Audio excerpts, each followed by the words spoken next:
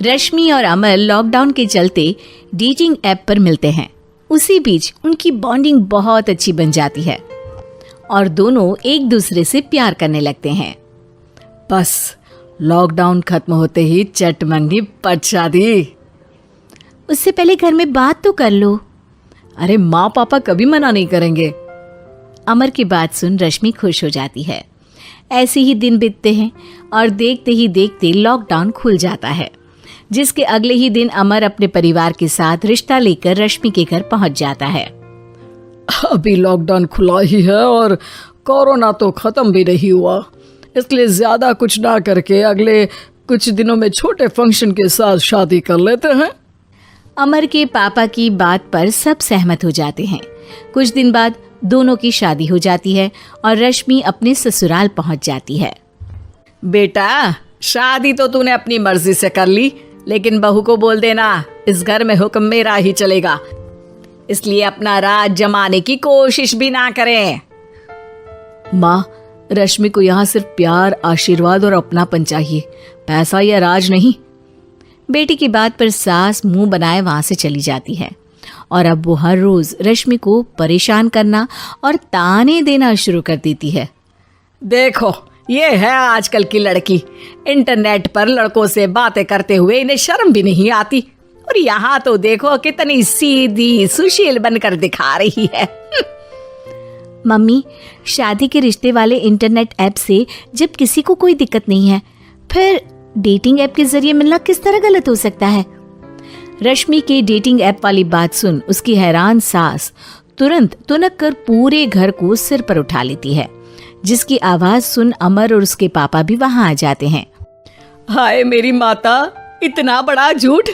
Dating app को internet के जरिए मिली है बोलकर इस कलमुही को मेरे सर ला बिठा दिया।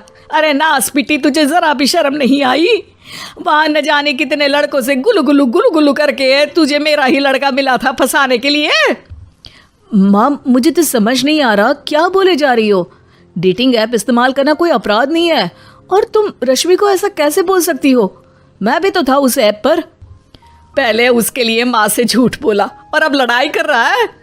सास और अमर की बात सुनकर रश्मि हैरान खड़ी रहती है। अमर, तुमने घर में झूठ क्यों बोला? ये सब देख रही हो ना, इसी की वजह से झूठ बोलना पड़ा।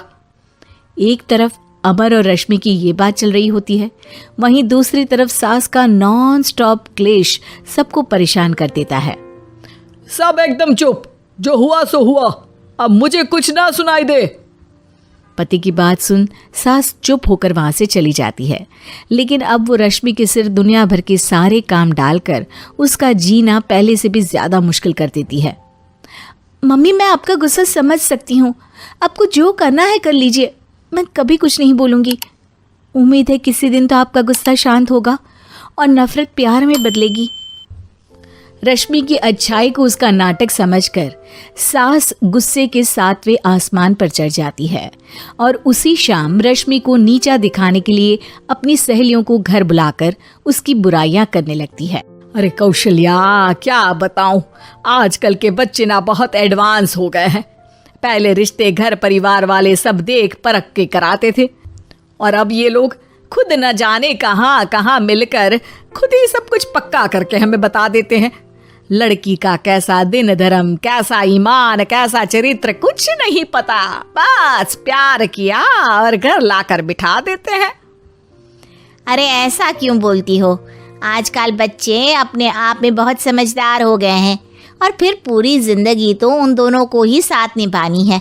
अपनी पसंद से शादी कर भी ले तो क्या दिक्कत, तू ही देख ले, पहले इतना अच्छा बेटा और अब सोने पर सुहागे जैसी सर्वगुण संपन्न बहू।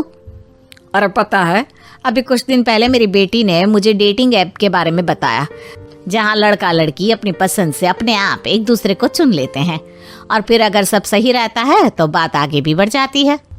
अरे इसमें इतना खुश होकर क्या बता रही हो? ये तो गलत है। न जाने कौन क्या है, कितना झूठ कितना सच है।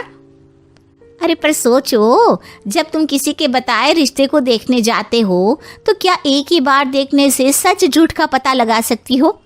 जरूरी नहीं कि बच्चों का लिया फैसला हमेशा गलत हो। अरे बहुत बार हमसे भी तो गलत फैसले होते हैं ना। अच्छे बुरे लोग तो हर जगह मिल सकते हैं, फिर इसमें सिर्फ बच्चे ही गलत कैसे? सहेलियों की बात सुन सास सोच में पड़ जाती है और इसी तरह कुछ दिन बीत जाते हैं, जिसमें ना तो वो रश्मि को परेशान करती है और ना ही कोई ताना सुनाती है, जिसे देख रश्मि परेशान हो जाती है। मम्मी, आपकी तबीयत तो ठीक है ना? कुछ दिनों से देख रही हूँ आप मुझे कुछ बोलती ही नहीं। तो मेरा परेशान करना ज्यादा अच्छा लगता है क्या? नहीं, आपकी शांति उससे ज्यादा परेशान कर रही है। शांति इसलिए है क्योंकि मुझे एहसास हो गया है कि गलत तुम लोग नहीं, मेरी सोच है। प्यार तो एक सुंदर एहसास और शादी खूबसूरत साथ है। अगर ये साथ सच्चा है तो कहीं पर भी किसी भी तरह जुड़ा हो, उससे कोई फर्क नहीं पड़ता। आप कौन है?